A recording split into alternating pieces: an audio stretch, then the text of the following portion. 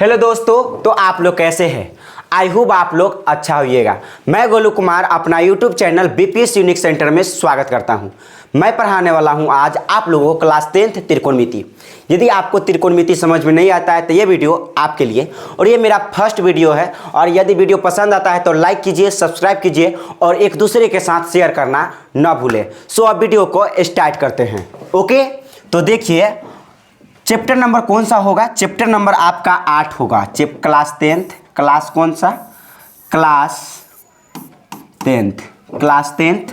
और जो चैप्टर होने वाला है मेरे भाई, ये चैप्टर है। चैप्टर कौन सा है तो कहेंगे चैप्टर नंबर 8 है। चैप्टर 8 जिसका नाम है मेरे भाई त्रिकोणमिति। जिसका नाम क्या है मेरे भाई? त्रिकोणमिति। आप इसको याद रखें, जिसका नाम क्या है? त्रिकोणमिति। सबसे पहले मेरे भाई समझो कि त्रिकोणमिति होता क्या है। तो आप इसको इंग्लिश शब्द भी जानो कि त्रिकोणमिति का इंग्लिश क्या होता है। तो ट्रिगोनोमेट्री होता है। क्या होता है मेरे भाई? ट्रिगोनोमेट्री। क्या होता है मेरे भाई? ट्रिगोनोमेट्री। तो आप समझो मेरे भाई यहाँ पर ट्रिगोनोमेट्री के बारे में। किसके बारे में? ट्रिगोनोमेट्री के बारे में। ठीक है, तो ट्रिगोनोमेट्री यानी त्रिकोणमिति ये होता क्या है? तो मेरे भाई ये त्रिकोणमिति जो है ना, ट्रिगोनोमेट्री या त्रिकोणमिति या ट्रिगोनोमेट्री, ये जो है लैटिन के 3 शब्दों से मिलकर बना है। ये त्रिकोणमिति लैटिन के 3 शब्दों से मिलकर बना है। लैटिन के 3 शब्दों से मिलकर बना है। 3 शब्दों से मिलकर बना है। कितने शब्द से मिलकर बना है? 3 शब्दों से मिलकर बना है। त्रिकोणमिति कितने शब्दों से मिलकर बना है? तो कहेंगे आप 3 शब्द से मिलकर बना है। कितने शब्द से मिलकर बना है? 3 शब्द से मिलकर बना है। कहेंगे भाई कौन कौन? तो आप समझो कौन कौन है से पहले समझो। त्रिकोणमिति कितने शब्दों से मिलकर बना है मेरे भाई? 3 शब्द। देखिए लिखते हैं ना, ट्रिगोनोमेट्री।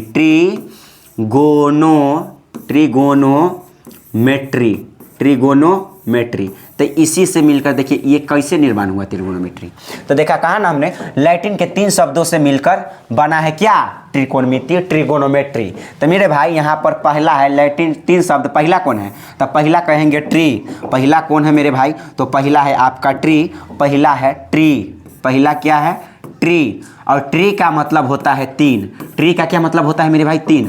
और दूसरा देखो, ट्री कहने का मतलब यहाँ से उठा लिया गया है ट्री। ठीक है, ट्री का मतलब होता है 3। और गोनो, दूसरा है गोनो यहाँ से उठा लिया गया। और गोनो कहने का मतलब है कौन। गोनो कहने का क्या मतलब है मेरे भाई? कौन। गोनो कहने का मतलब है कौन। और ये जो मेट्री है यहाँ से उठा लिया गया। और मेट्री कहने का मतलब है तीसरा मेट्री कहने का मतलब है मेरे भाई माप। मेट्री कहने का मतलब माप है। तब आप बताइए कि त्रिकोणमिति क्या होता है। तो आप डैश देकर लिख सकते हैं मेरे भाई। डैश देकर क्या लिख सकते हैं त्रिकोणमिति में? आप लिख सकते हैं त्रिकोणमिति, क्या लिख सकते हैं त्रिकोणमिति? आप एगो स्टार मार्क दीजिए और लिखिएगा त्रिकोणमिति। मेरे भाई त्रिकोणमिति होता क्या है? तो कहेंगे यहाँ पर लिखना है तो आप लिख सकते हैं। आप जो बोल रहे हैं आप लिख ले। त्रिकोणमिति में आप लिखिएगा, क्या लिखिएगा मेरे भाई? लिखिएगा त्रिभुज।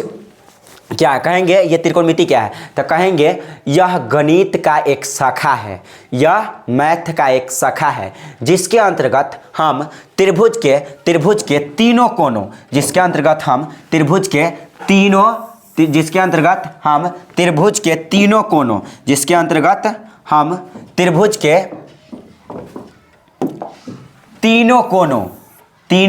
कोनों एवं उनकी माप का अध्ययन करते हैं। यही त्रिकोणमिति कहलाता है। तो त्रिकोणमिति क्या है? तो कहेंगे गणित। त्रिकोणमिति क्या है? तो कहेंगे त्रिकोणमिति एक गणित की शाखा है, जिसके अंतर्गत हम त्रिभुज के तीनों कोनों की माप का अध्ययन करते हैं। त्रिभुज के तीनों कोण और उनकी मापों का अध्ययन करते हैं। अदर शब्द, दूसरे शब्द में आप बोल सकते हैं कि त्रिकोणमिति, दूसरे शब्द में आप लिखिएगा, दूसरे शब्दों में त्रिकोणमिति जो है, हम त्रिकोणमिति में केवल और केवल समकोण त्रिभुज पर चर्चा करते हैं और समकोण त्रिभुज के बारे में इसमें पढ़ते हैं। समकोण त्रिभुज के अलावा इसमें कोई भी त्रिभुज नहीं बन सकता मेरे भाई, इसको याद रखें। तो मेरे भाई हम जानते हैं कि समकोण त्रिभुज क्या होता है। क्या जान लेते हैं? समकोण त्रिभुज क्या होता है। तो आप जानो कि समकोण त्रिभुज होता क्या है। मेरे भाई हम समकोण त्रिभुज की चर्चा करेंगे। कौन सी त्रिभुज का चर्चा करेंगे? तो समकोण त्रिभुज का चर्चा करेंगे। तो पहले आप स्टार मार्क दीजिए, ठीक है, स्टार मार्क लीजिए। और पहले आप जानो समकोण त्रिभुज। कौन सा त्रिभुज? समकोण त्रिभुज, समकोण त्रिभुज, समकोण त्रिभुज। मेरे भाई समकोण त्रिभुज, तो आप जानो समकोण त्रिभुज क्या होता है। समकोण त्रिभुज क्या होता है तो आप डिफिनीशन देकर लिख सकते हैं। क्या लिख सकते हैं समकोण त्रिभुज का डिफिनीशन? पहले फिगर भाई आप बोलते हैं जो लिख लो। मेरे भाई समकोण त्रिभुज का डिफिनीशन देकर आप क्या लिख सकते हो? लिखना ऐसा त्रिभुज, कैसे क्या कहेंगे? वह त्रिभुज, वह त्रिभुज, वह त्रिभुज, वह त्रिभुज जिसका एक कोण, जिसका एक कोण, जिसका एक कोण, जिसका एक कोण, जिसका एक कोण 90 डिग्री, 90 डिग्री एवं बाकी बचा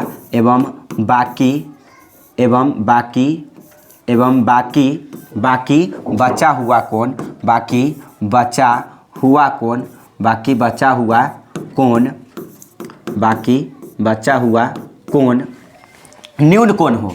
कौन सा कोण हो? न्यून कोण हो। बाकी बचा हुआ कोण न्यून कोण हो, बाकी बचा हुआ कोण न्यून कोण हो, न्यून कोण हो, न्यून कोण हो उसे समकोण त्रिभुज कहते हैं। कौन सी त्रिभुज कहते हैं? समकोण त्रिभुज कहते हैं। इसको याद रख सकते हैं आप। क्या कहते हैं? वह त्रिभुज जिसका एक कोण 90 डिग्री हो, 90 डिग्री एवं बाकी बचा हुआ कोण न्यून कोण हो। तब देखिए फिगर के जरिए कि कैसा होता है समकोण त्रिभुज, कैसा होता है मेरे भाई समकोण त्रिभुज। इसको हम ऊपर करते हैं, आप इसको लिख सकते हैं और नीचे आप जैसे फिगर बनाते हो वैसे आप फिगर बना सकते हैं। फिगर के जरिए बेहतर तरीके से समझ में आएगा मेरे भाई। फिगर बनाते हैं, देखिए इसमें फिगर किस प्रकार से बनते हैं। समकोण त्रिभुज का हम कौन से त्रिभुज की बात कर रहे हैं? समकोण त्रिभुज। तो एक तो फिगर बनाना है, क्या करना है? एक फिगर। तब फिगर यहाँ पर हम बना लेंगे मेरे भाई। फिगर लेते हैं समकोण त्रिभुज का। किसका फिगर लेते हैं? समकोण त्रिभुज का यहाँ पर जो है फिगर ले लिया जाए। तो देखिए यहाँ पर समकोण त्रिभुज का फिगर क्या होगा आपका? ये हमारा समकोण त्रिभुज है। ये कौन सा त्रिभुज है मेरे भाई? समकोण त्रिभुज है जिसमें एक कोण 90 डिग्री हो। हम लिखा है ना वैसा त्रिभुज जिसका एक कोण 90 डिग्री हो, तो आप यहाँ पर लिखिएगा 90 डिग्री। वैसा त्रिभुज जिसका एक कोण 90 डिग्री हो, वैसा त्रिभुज जिसका एक कोण 90 डिग्री हो और बाकी बचा दो कोण न्यून कोण हो। न्यून कोण ये क्या है? न्यून कोण। ये भी न्यून कोण, ये भी न्यून कोण। यहाँ पर आप ए लिख सकते हैं, यहाँ पर आप बी लिख सकते हैं, यहाँ पर आप सी लिख सकते हैं। नो डाउट मेरे भाई। ओके, क्या लिख सकते हैं? ए बी और सी लिख सकते हैं। ओके, तो ये 90 डिग्री है, ठीक है। तो हमने कहा ना कि वैसा त्रिभुज जिसमें एक कोण 90 डिग्री बाकी बचा हुआ दो कोण क्या हो? न्यून कोण हो, तो उसे हम समकोण त्रिभुज कहते हैं। न्यून कोण क्या होता है? 90 डिग्री से छोटा। देखो मेरे भाई ये 90 डिग्री से छोटा है, ये ऐसे खड़ा है, ये ऐसे खड़ा है, तब ऐसे देखो एगो उद्धग्र है ऐसे, समझ रहे हैं, और एक मतलब आप कह सकते हैं एगो खड़ी रेखा एगो परी रेखा ऐसे है, तब बीच में एंगल बनता है तब 90 डिग्री। ये देखिए ऐसे खड़ा नहीं है, ये ऐसे सट गया है तो न्यून कोण हो गया 90 डिग्री से छोटा। और ये भी ऐसे सट गया, थोड़ा सा सटा है ना, तो ये भी 90 डिग्री नहीं है, मतलब 90 डिग्री से कम है, 90 डिग्री से छोटा है मेरे भाई। तो ये न्यून कोण, ये भी न्यून कोण है आपका, ये भी न्यून कोण है, और ये न्यून कोण नहीं है। ये कौन सा कोण है? समकोण है। ये समकोण है, 90 डिग्री है। ओके, याद रखें। तो आप समझ गए कि समकोण त्रिभुज क्या होता है। अब देखो मेरे भाई समकोण त्रिभुज के अंतर्गत क्या क्या आते हैं। तो समकोण त्रिभुज में एक पाइथागोरस परिमेय होता है। क्या होता है मेरे भाई? पाइथागोरस परिमेय होता है। इस बात को समझो, पाइथागोरस परिमेय,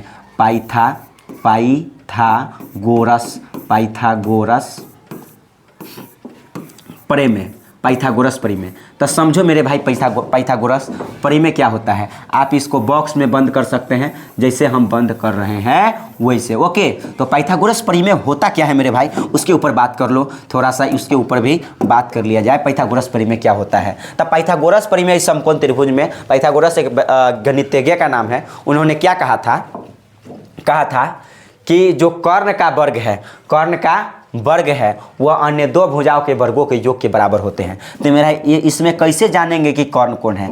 जिसके सामने थीटा बनेगा ना, जिसके सामने थीटा बनेगा उसके सामने वाला भुजा को आप बोल दीजिएगा कि ये P P है, क्या है, और जिसके सामने आपका जिसके सामने 90 डिग्री बनेगा उसको सामने वाला को आप बोल दीजिएगा H है, और जो बच गया उसको आप बोल दीजिएगा B है। उसको आप क्या बोल दीजिएगा, B है।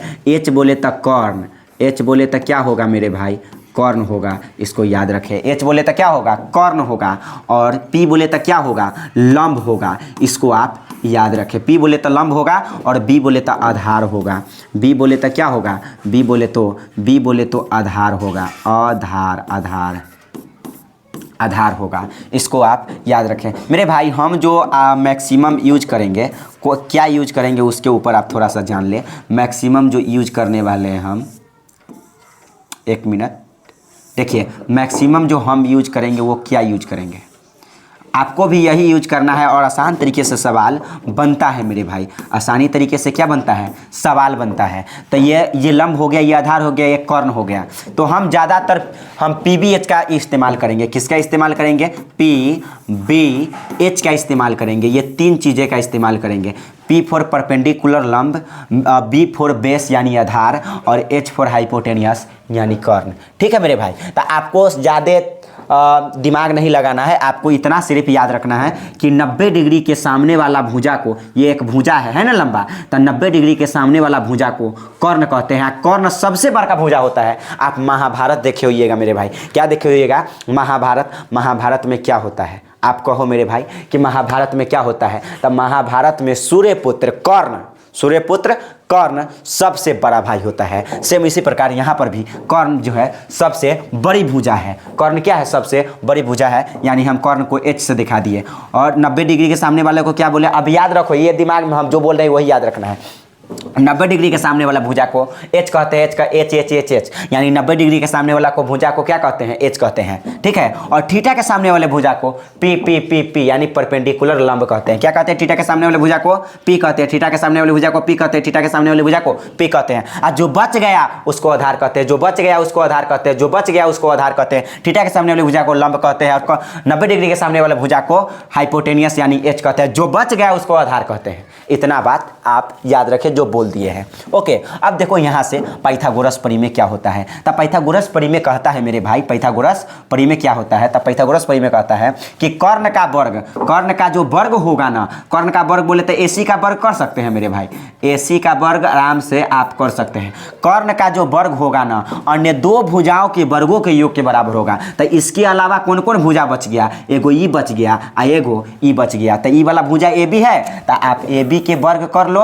किसका वर्ग कर लो मेरे भाई, AB का वर्ग कर लो, AB का वर्ग कर लो। और प्लस में क्या बच गया मेरे भाई, तब प्लस में B और C। तब यहाँ इतना ये देखिए, इसके अलावा ई भुजा है और ई भुजा है। तो ये जो है ना बड़का है सबसे भुजा, बड़का जो भुजा है, ये दोनों भुजा के वर्गों के योग के बराबर होता है। तो एक स्क्वायर कीजिएगा, मतलब AB का स्क्वायर कर लो, और प्लस में आप BC का स्क्वायर कीजिएगा। किसका स्क्वायर कीजिएगा, BC का स्क्वायर कीजिएगा। तो ये आपका क्या हो गया मेरे भाई, तो ये जो है आपका क्या हो गया, तो आप कहेंगे ये आपका पाइथागोरस परिमेय हो गया। बताइए AC के जगह पर H हम रख सकते हैं, AC के जगह पर H रख सकते हैं ना, क्योंकि इतने लंबा भुजा को ना हम H माने हैं। तो आप यहाँ पर H रख दीजिएगा। क्या रख दीजिएगा, H, स्क्वायर है स्क्वायर कर दीजिएगा। ओके, और AB के जगह पर आप क्या रख सकते हैं, P रख सकते हैं, क्योंकि यहाँ से यहाँ तक के ही भुजा को हम P माने हैं। तब यहाँ पर AB के जगह पर आप P रख दीजिएगा। तो स्क्वायर है स्क्वायर कर दो, ठीक है, प्लस और BC। तब BC यहाँ B और C, तो यहाँ से यहाँ तक की ना भुजा को हम ये वाला B माने हैं। तो आप इसको B का भी क्या कर लीजिएगा, स्क्वायर है तो स्क्वायर कर लीजिएगा। यानी पाइथागोरस परिमेय मूल रूप से ये आ गया, आपको याद रखिए ये क्या है, पाइथागोरस परिमेय है मेरे भाई। क्या है, पाइथागोरस परिमेय, यानी H स्क्वायर बराबर P square plus B square. अब यहाँ से देखो क्या फार्मूला निकलता है, यहाँ से देखो मेरे भाई क्या फार्मूला निकलता है। तो ये देखो यहाँ से पहला फार्मूला, यहाँ से पहला फार्मूला क्या आता है, पहला नंबर का फार्मूला है मेरे भाई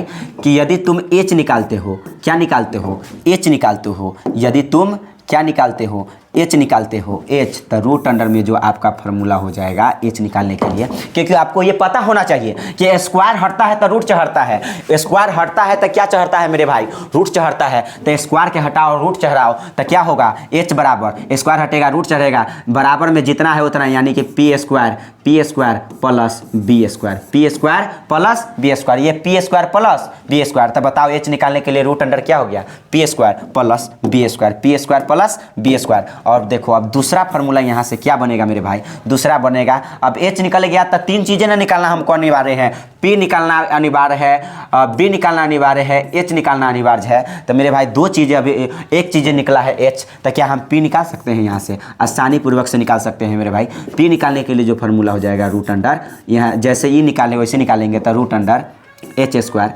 माइनस बी स्क्वायर हो जाएगा। ओके, और तीसरा फार्मूला यहाँ से आ जाएगा आपका, यदि हम निकालते हैं बी, क्या निकालते हैं बी, तो रूट अंडर जो फार्मूला हो जाएगा मेरे भाई H square minus P square. तो देखो ये आया कहाँ से, तो ये तो समझ गया आप, स्क्वायर हटा रूट चढ़ा इतना आ गया, तो इसको समझो ये कहाँ से आ गया। तो आपको मान लो हमको पी चाहिए कि नहीं, पी आपको क्या चाहिए मेरे भाई, पी चाहिए। थोड़ा सा इसको बैक करते हैं, इसको पहले समझो, आपको क्या चाहिए, आपको पी चाहिए।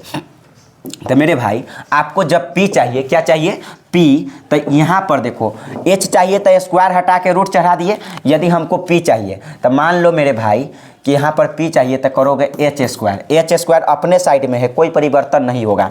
ये बी स्क्वायर उस साइड है और इधर आएगा तब माइनस में हो जाएगा बी स्क्वायर, ठीक है। और इधर है ई पी स्क्वायर, तो उस इधर इस साइड है पी स्क्वायर, तो कोई परिवर्तन होगा नहीं होगा, तो यानी यहाँ पर आ जाएगा पी स्क्वायर, क्या हो जाएगा, पी स्क्वायर हो जाएगा। अब हम कहते हैं ये स्क्वायर हटता है तो रूट चढ़ता है, स्क्वायर हटता है तो क्या चढ़ता है, स्क्वायर हटता है तो रूट चढ़ता है। तब बताओ कि P बराबर यहाँ से क्या आ गया मेरे भाई, तब P बराबर आना गया root under H square minus B square, तो यही तो लिखा गया है P बराबर root under H square minus B square. अब यहाँ से हम चाहते हैं कि P निकल गया तब B भी तो निकाल सकते हो, इसी प्रकार से तुम B भी निकालोगे तब बी स्क्वायर निकालोगे, तो मान लो कि ये अपने साइड में कोई परिवर्तन नहीं होगा, तो उधर जाकर एच स्क्वायर तो माइनस पी स्क्वायर हो जाएगा ना, रूट अंडर में स्क्वायर हटेगा तो रूट चढ़ेगा। तो ये यहाँ से तीन फार्मूला आ गए, कितने फार्मूला आ गए, पहला एच निकालने के लिए root under P square plus B square, और दूसरा एच निकालने के लिए रूट अंडर पी निकालने के लिए root under H square minus B square. यानी पहला एच बराबर root under P square plus B square, दूसरा पी निकालने के लिए root under H square minus B square, और तीसरा बी निकालने के लिए root under H square minus P square. इसको आप 4 से 5 मरतबे पढ़ ले और दिमाग में बैठा ले, बैठ जाएगा मेरे भाई। ओके, अब हम चलते हैं आगे, अब चलते हैं आगे, थोड़ा सा इसको ध्यान दिया जाए, अब चलते हैं आगे। ओके, तो अब चलते हैं आगे, आगे देखा जाए नेक्स्ट पेज पर, ठीक है। अब इसके बाद चलते हैं आगे, ठीक है। तो मेरे भाई अब थोड़ा सा आगे चले और पढ़े थोड़ा मन से। देखिए हम कौन सा त्रिभुज लिए थे, तो कहिएगा समकोण त्रिभुज लिए थे। कौन सा त्रिभुज लिए थे, तो कौन सा त्रिभुज लिए थे मेरे भाई, समकोण त्रिभुज। देखो इस समकोण त्रिभुज में और ये त्रिकोणमिति में त्रिकोणमितीय अनुपात 6 गो त्रिकोणमितीय अनुपात होता है, तो इसको आपको याद रखना पड़ेगा।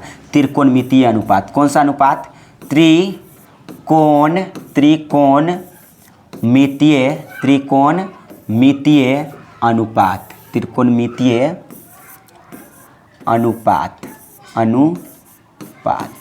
तो त्रिकोणमितीय अनुपात, कौन सा अनुपात, त्रिकोणमितीय अनुपात 6 गो होता है।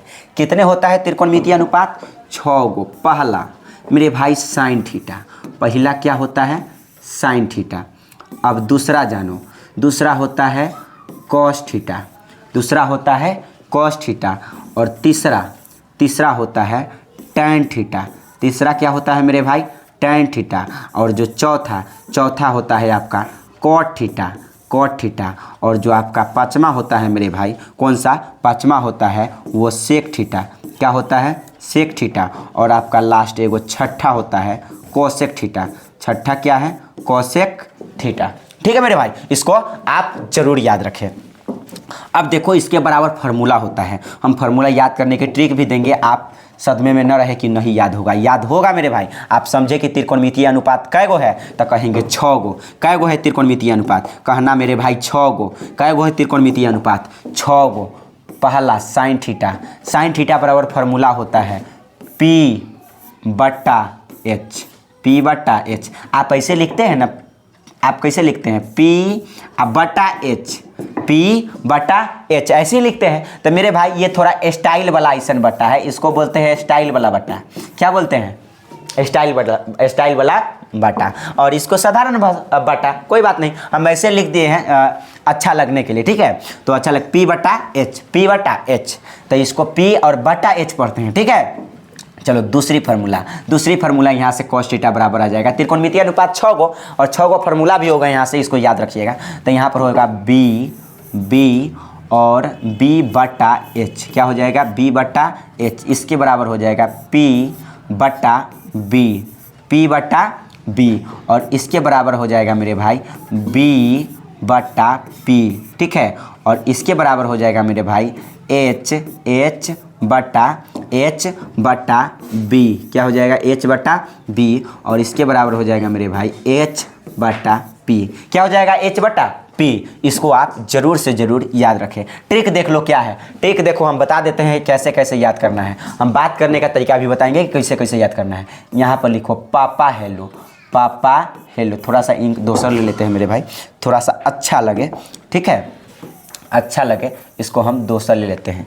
क्या करते हैं, दूसरा को ले लिया जाए। तो दूसरा लेंगे तो क्या होगा मेरे भाई, पहले यहाँ पर देख लिया जाए, ये वाला लेते हैं। देखो यहाँ पर लिखो, यहाँ पर लिखना पड़ेगा मेरे भाई, मतलब याद करने के लिए ये ट्रिक है, मेरा ट्रिक है, समझ लो मेरे भाई। कहना पापा हेलो, मान लो कि पिता और पुत्र में फोन पे बात हो रहा है, तो क्या कहेगा, पुत्र कहेगा पापा हेलो। यदि पापा हेलो बोलते हो तो साइन कंप्लीट हो जाएगा, पापा हेलो बोलते हो तो क्या कंप्लीट हो जाएगा, साइन। अब दूसरा कहेगा, अब पिता का दायित्व बनता है कि नहीं, वो कहेगा कि नहीं, बेटा हेलो, कहेगा ना, बेटा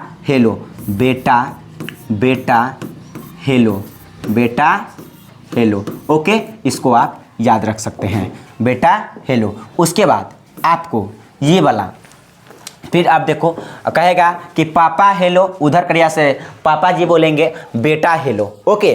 तो अगर बेटा हेलो बोलते हो तो आपको cos थीटा याद होता है, ठीक है। अब देखो रिप्लाई में क्या मतलब, इधर क्रिया से फिर पुत्र जो है रिप्लाई देता है, फिर कहता है अपना पापा से कि पापा बोलो फोन पे, फिर कहता है अपने पिता से कि पापा बोलो। तो पापा बोलो यदि याद रखते हो तो tan थीटा याद रहेगा, पापा बोलो, ओके, पापा बोलो, इसको आप याद रख सकते हैं। पापा बोलो तो P बटा B, P और बटा B, ठीक है, P बटा B। और यहाँ से आप याद रख सकते हैं, यदि आप बोलते हैं ओकर उल्टा, जैसे फिर बोलेगा, ऐसे भी बोल सकता है, पहले क्या बोलेगा, पहले जो पुत्र है बोल सकता है पापा बोलो, फिर उसका उल्टा बोल सकता है, क्या बोल सकता है, बोलो पापा,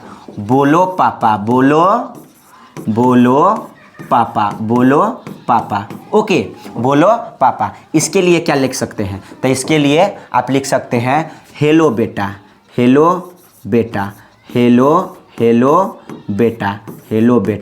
ओके, हेलो बेटा। इसके लिए आप लिख सकते हैं हेलो पापा,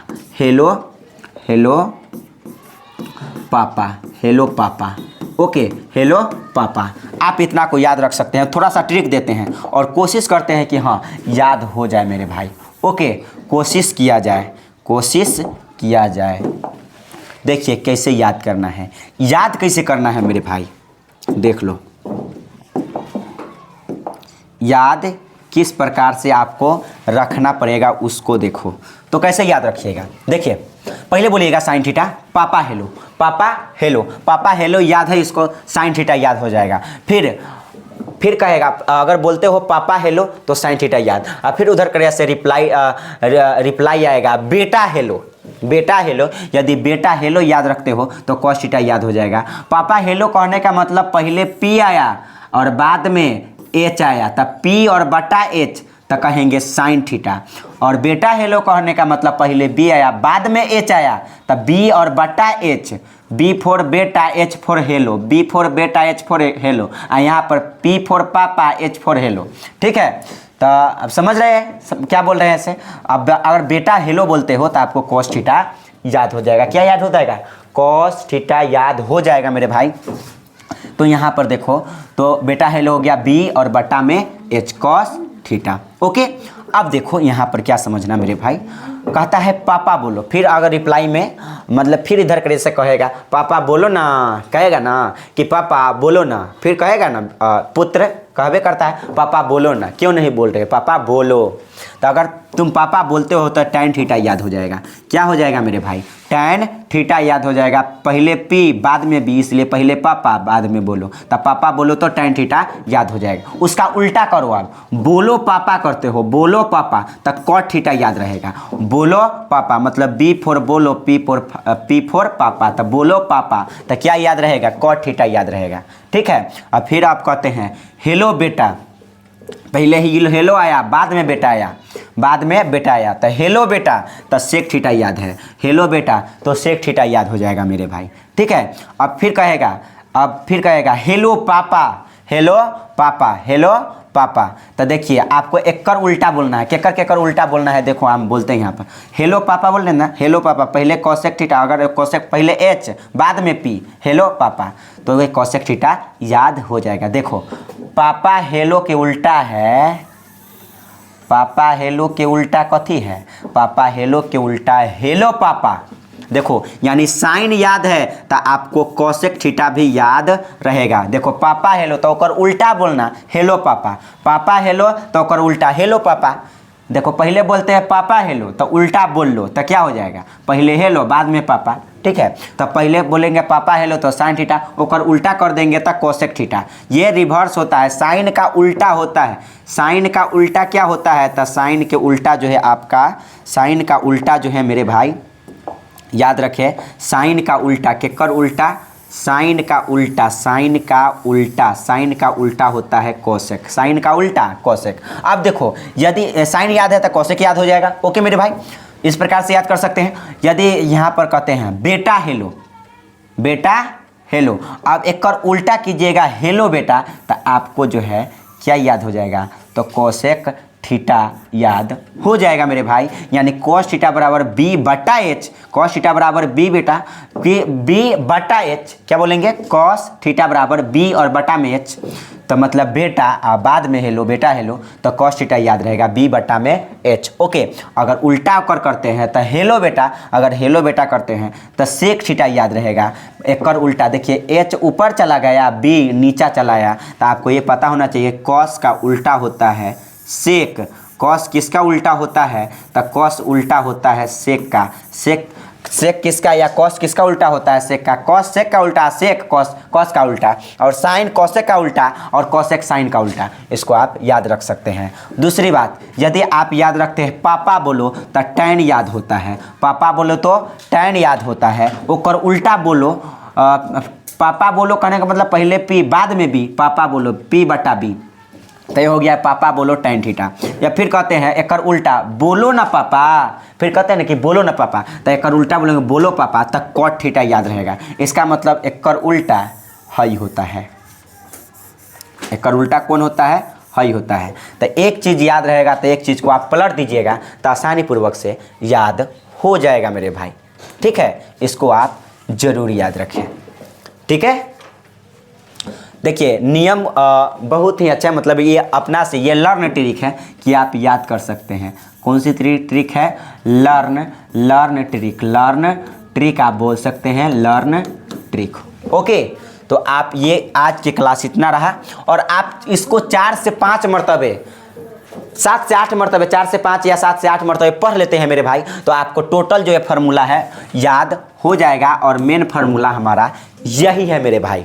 ओके, तो आप लोग को वीडियो कैसा लगा कमेंट में ज़रूर बताएं कि कैसा लगा वीडियो, और अगर अच्छा लगा है तो एक दूसरे का शेयर जरूर कीजिए, और सबसे पहले सब्सक्राइब जरूर कर लो मेरे भाई। ओके, सो फिर मिलते हैं नेक्स्ट वीडियो में। जब तक के लिए आप सभी को bye bye, take care to all of you.